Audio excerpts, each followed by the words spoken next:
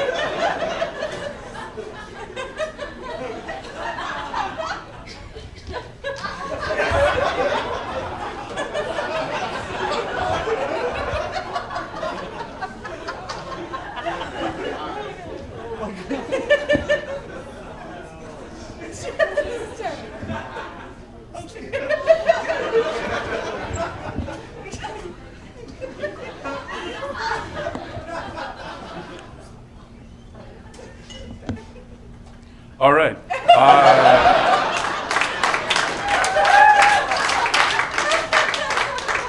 Your first comedian is it's a treat to have him here. Make a lot of noise and wish a lot of luck to Christian Polanco.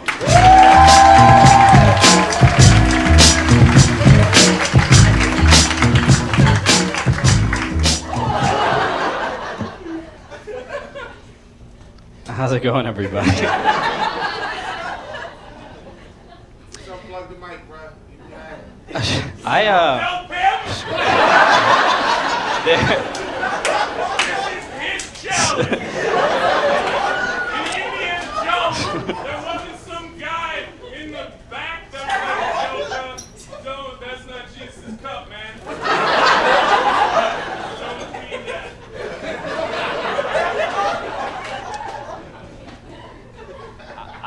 Oh no, look at that. I did think of unplugging the mics, but they are taped to the mic cord.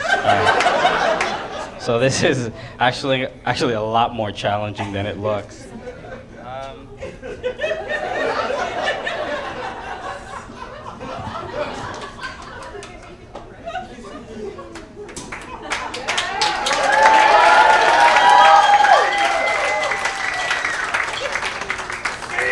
You tried to take that from him!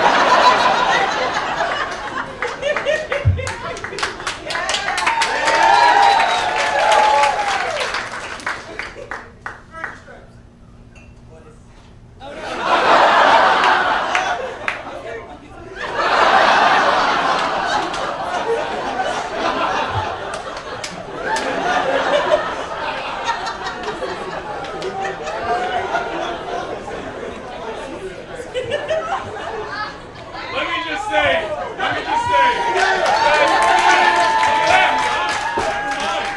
Are we good? Are we good? All right, we're good.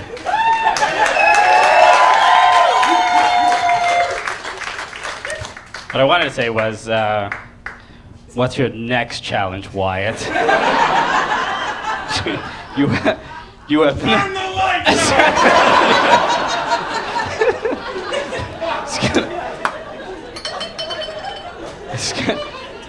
It's gonna take a lot more than that to end my comedy career.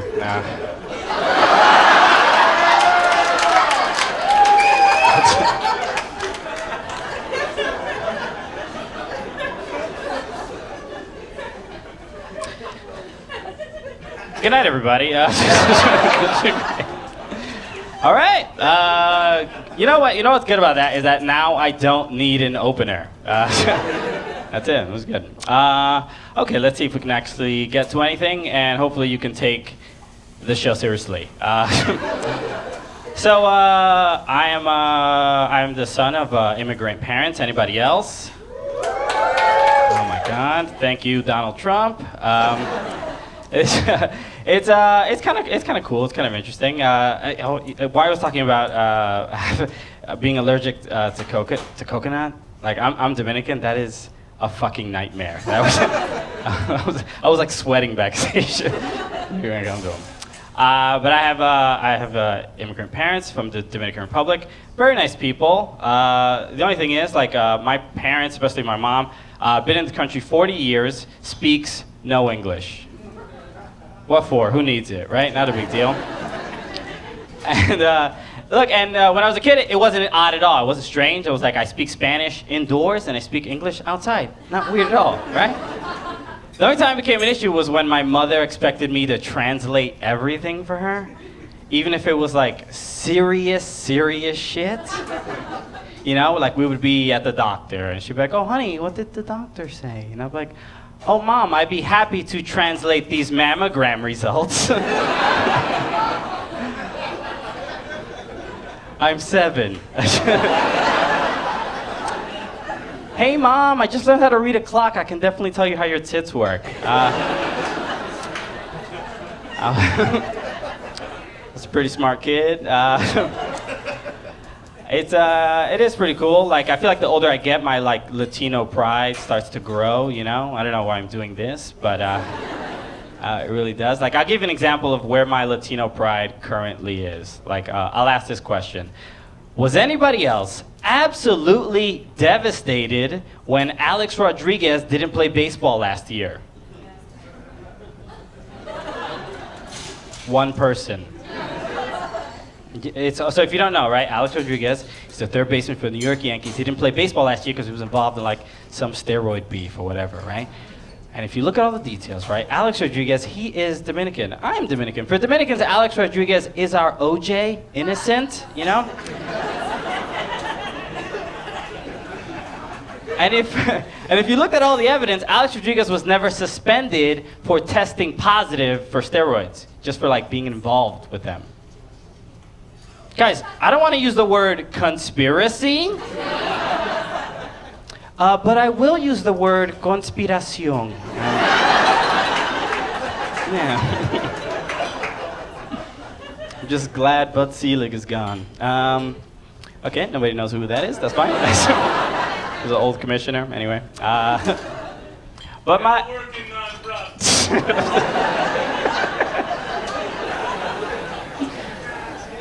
I should have remembered that while I was untangling all this fucking mic cords. But my parents, they're all right, you know. But like, are you guys friends with your parents? My parents are not cool. Are you guys friends with them? It blows my mind when I meet people who are friends with their parents, you know? Like, I was talking to my friend, and he said that he recently smoked weed with his parents, which blew my mind. How do you get to that level of, like, relationship with your parents, you know? Like, I'm trying to get to the level where I can hug my dad, and he not regret it, you know? That's where we currently are. It's bad. I'm in a relationship. Anybody else? Very strange. Isn't that weird? It's like not cool to be in relationships anymore. Nah, hey, that shit ain't for me, son. So weird. I am. It's kind of interesting. Like there's a thing I didn't expect about like being in a relationship, being a boyfriend, of like having to defend your woman's honor. Isn't that weird? Yeah, but like I was at a bar the other day, and this guy is hitting on my girlfriend. And like, I'm not a jealous person. I'm not possessive or anything. I'm pretty chill. Like, this is how not jealous and possessive I am. Like, I took my girlfriend to go see Magic Mike XXL. It's pretty dope, you know? I took her to go see Magic Mike XXL because I really wanted to get her in the mood to cheat on me. And yeah, so that worked out great. No, but we're at this bar, right? And this guy, he's hitting on her, right? And he's standing next to her, and he's bothering her and everything. And I never knew that this was an option. This wasn't the thing I thought I could ever do. I went up to him, and I put my hand on his chest, and I went, "Yo, dude, relax." And he listened. Just very strange because, look, it's difficult for me to think of myself as as an alpha male when I have a 31 waist, you know? It's a little tough. But he's hitting on it, so he stopped, right? And it was like amazing, right? So then he goes, oh, dude, my bad. I didn't know this was your girl. Like, yo, your girl's very pretty. You need to protect her. You should get a gun.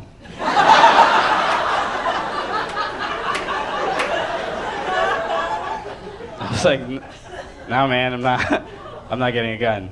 He's like, well, what if somebody else has a gun? What are you gonna do? Then I'm just gonna get shot. And she's gonna get shot. It's gonna be very tragic.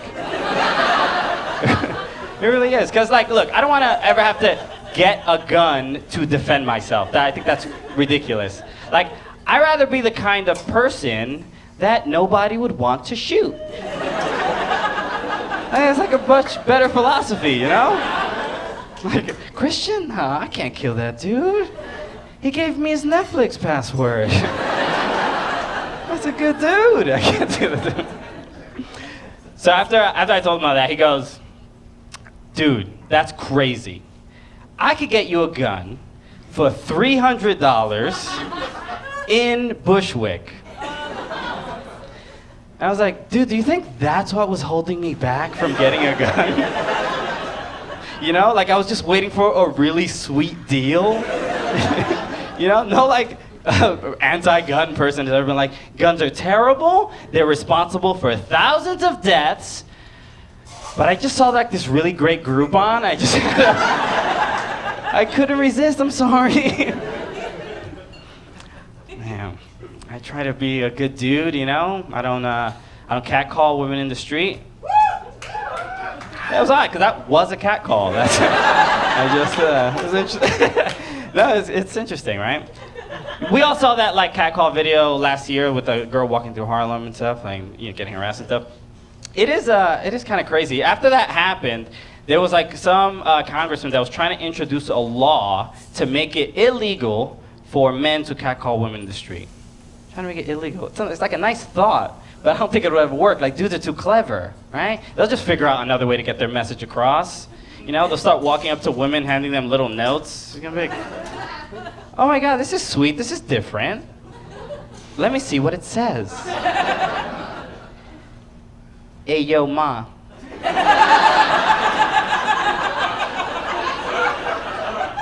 Hey, yo, ma. You got a fat ass. Oh, you're just gonna ignore me?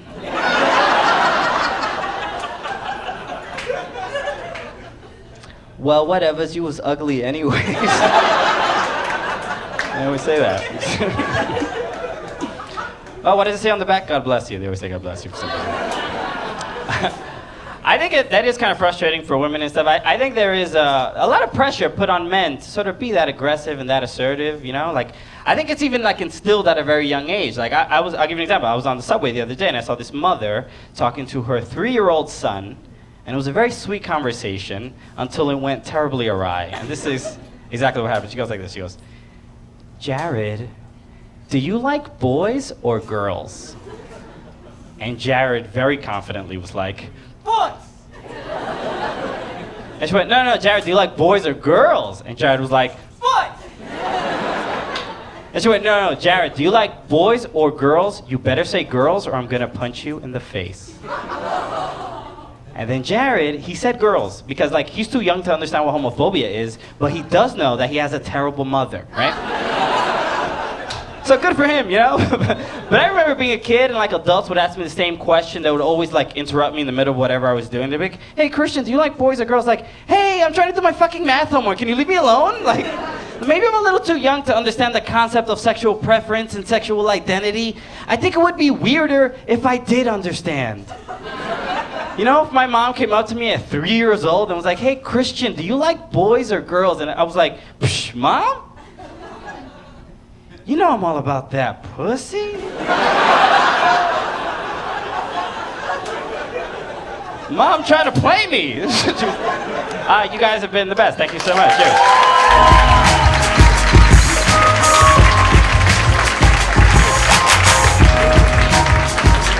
Christian Polanco.